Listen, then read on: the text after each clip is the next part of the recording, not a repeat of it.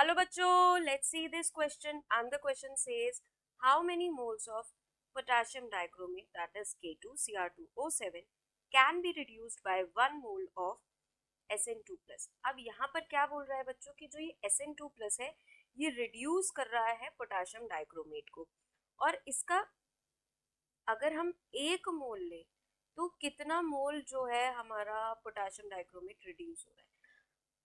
तो बच्चों अगर हम यहाँ बात करें पोटेशियम डाइक्रोमेट की, जिसको हम Cr2O7 2 माइनस भी लिख सकते हैं। बच्चों हम इसको आयनिक फॉर्म में इसलिए लिख रहे हैं क्योंकि Sn जो है वो भी आयनिक फॉर्म में है।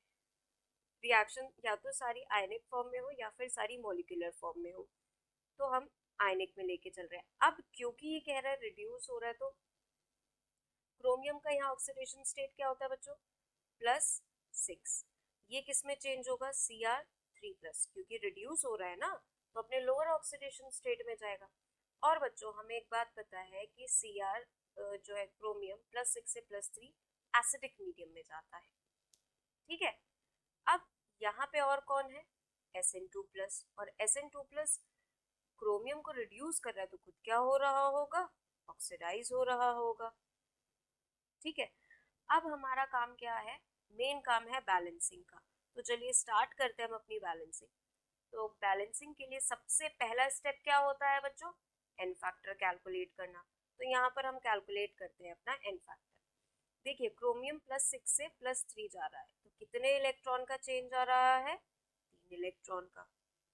और एन फैक्टर कैसे निकालते हैं बच्चों, एन फैक्टर जितने इलेक्ट्रॉन का चेंज आ रहा है into number of atoms on reactant side, और reactant side number of atoms कितने हैं, 2 है, 3 × 2 6 हो गया। ये किसका आया, एन फैक्टर क्रोमियम का। अब बात करते हैं Sn2 प्लस की। Sn2 प्लस Sn4 प्लस में चेंज हो रहा है, कितने इलेक्ट्रॉन का चेंज है, 2 इलेक्ट्रॉन का। ठीक है, और रिएक्टेंट साइड कितने एटम्स है, 1 है, तो एन फैक्टर इसका क्या आएगा बच्चों, 2 × 1 दैट इज 2। अब स्टेप हमने स्टेप 1 तो देख लिया, स्टेप 1 क्या था, टू कैलकुलेट एन फैक्टर का कैलकुलेशन था। सेकेंड में क्या होगा बच्चों, क्रॉस क्रॉस मल्टीप्लिकेशन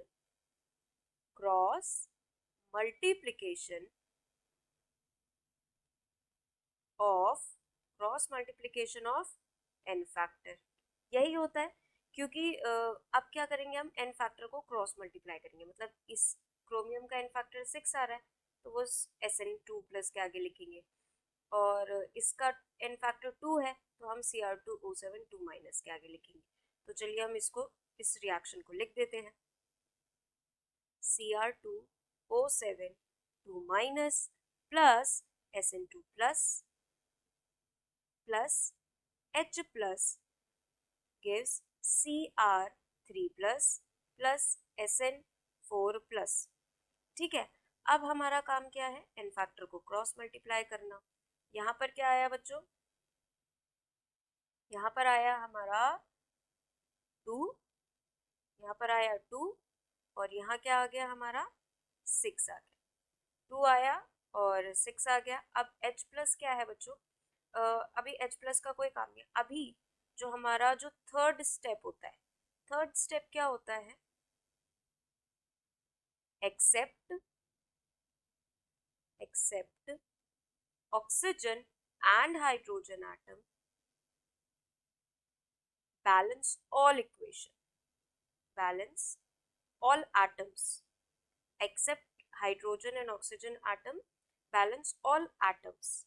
ठीक है, तो यहाँ पे और सबको बैलेंस करते हैं, जैसे कि क्रोमियम रिएक्टेंट साइड कितने हैं, 4 है तो यहाँ पे भी 4 कर देते हैं। Sn कितना है, रिएक्टेंट साइड 6 तो यहाँ भी 6 लगा देते हैं। ठीक है, अब क्या करें बच्चों, अब हम लिखते हैं अपना फोर्थ स्टेप। फोर्थ स्टेप क्या होता है, बैलेंस ऑल ऑक्सीजन एटम्स, सारे ऑक्सीजन एटम्स को बैलेंस करना है। और आपको पता है बच्चों कि ऑक्सीजन एटम किसकी हेल्प से बैलेंस होता है, वाटर की हेल्प से। तो रिएक्टेंट साइड कितने ऑक्सीजन आटम है 14, तो यहाँ पर लगा देंगे हम बच्चों 14H2O। अब जो सबसे लास्ट स्टेप होता है बच्चों, सबसे लास्ट स्टेप क्या होगा, बैलेंस ऑल हाइड्रोजन एटम्स। और कितने हाइड्रोजन एटम्स है वो H प्लस की हेल्प से बैलेंस होता है बच्चों। तो रिएक्ट प्रोडक्ट साइड कितने H हाइड्रोजन है 14 इंटू 2 यानी कि 28, तो यहाँ भी 28 कर देते हैं। ठीक है, ये क्या है हमारा 14 है। तो ये हो गई हमारी रिएक्शन बैलेंस्ड।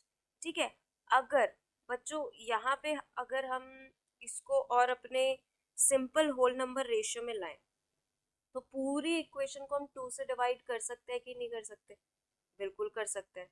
तो अगर हमने 2 से डिवाइड करा तो क्या होगा कि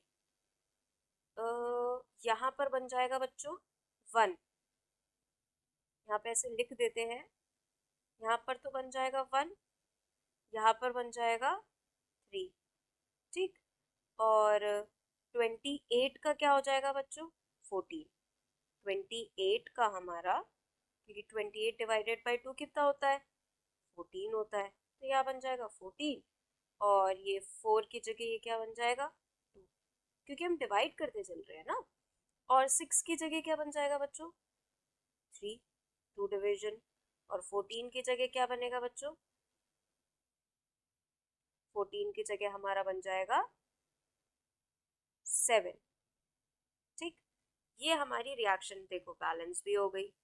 अब हमारा काम क्या है, अब हमें हमारी रिएक्शन बैलेंस हो गई। अब बस हमारा ये काम है कि 1 मोल SN2 प्लस में कितने मोल Cr2O7 माइनस मतलब उससे रिएक्ट कर रहे हैं। हमें यहाँ पे दिख रहा है बच्चों कि 3 mole of SN2 plus reacts with 1 mole of Cr2O7 minus. तो 1 मोल SN2 प्लस जो है वो कितने मोल Cr2O7 से रिएक्ट करेगा बच्चों,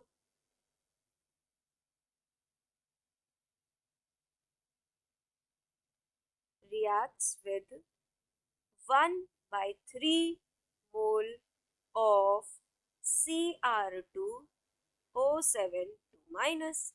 तो 1/3 मोल कहाँ पे कहीं पे ऑप्शन में दिख रहा है बच्चों, हाँ ये दिख रहा है हमें ऑप्शन ए में। तो करेक्ट ऑप्शन कौन सा होगा बच्चों, हमारा option A will be the right answer. I hope all of you understood very well. Thank you and best of luck.